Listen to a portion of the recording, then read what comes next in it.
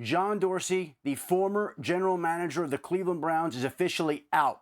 The two sides could not come to an agreement on the structure of the organization and how decisions would be made, and therefore John Dorsey, the Browns general manager or former general manager, officially is out. So the Cleveland Browns once again find themselves in a state of turmoil, having fired their head coach on Sunday night, having parted ways with their general manager on New Year's Eve. Now we'll be looking for a head coach. Now could be looking for a general manager. But John Dorsey, there have been whispers about this in previous days about who would decide on the upcoming head coach, who would make that selection, what they were looking for. There was disagreement in this organization last year over the head coach that they would pick. John Dorsey wanted to go with Freddie Kitchens. Other people in the organization wanted to go with Kevin Stefanski, the offensive coordinator of the Minnesota Vikings. They faced a similar situation this year where there were so many voices with so many opinions wanting so many different things about what would be next for the next Cleveland head coach. Ultimately, they couldn't agree on anything. And so a short time ago, moments ago, it became official. John Dorsey is out as the Browns general manager. Schefter, thank you. And we all know what happens when you can't agree on anything. You ultimately land on one thing, and that is you can no longer work together. Look, this is an organization that just continues to go round and round, Rob, and at some point they're going to have to take a long, hard look who they are, what they want, and how they do things. It's a hamster wheel. It is a hamster wheel, and it's not one you want to be on. It's going and going. It's going and going and going. And so, you know, I think that the ownership needs to take a good, hard look at themselves, at their decision makings, and who they surround themselves with to help them make their decisions.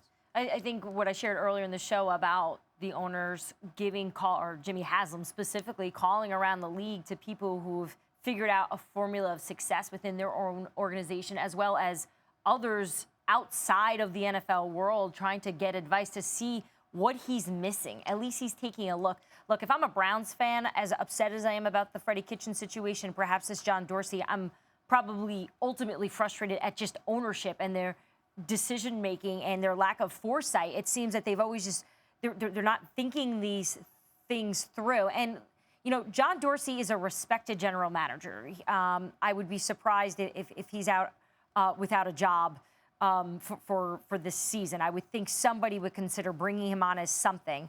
But I think at this point going forward, it's obvious that ownership here is taking a look. They are starting from scratch, needing a new GM, a new head coach, and you look at their quarterback, like a guy like Baker Mayfield, who was supposed to save the Cleveland Browns, and he's got to be sitting there with, you know, again, another change for Baker Mayfield. He's never had the same coach.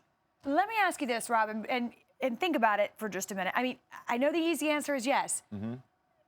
Do you believe Baker Mayfield is a franchise quarterback you can build around?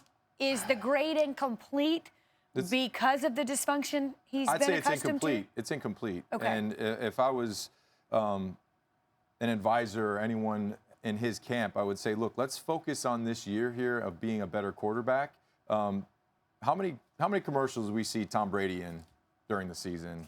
The commercial thing is always so interesting. It just bothers me. No, me too. I always get crushed when I bring that up. But I'm not saying it doesn't matter. It's a distraction towards what you're trying to be and where you're trying to go during. Look, you're doing all this stuff in the offseason or when you should probably be working on yourself to be a better football player, as opposed to having a lot of endorsements. And I get you're trying to make money, but first you got to score you got to win football games before you're You know what it says to me? Guy. Whenever young quarterbacks go out there and aggressively chase the marketing, to me it comes off insecure.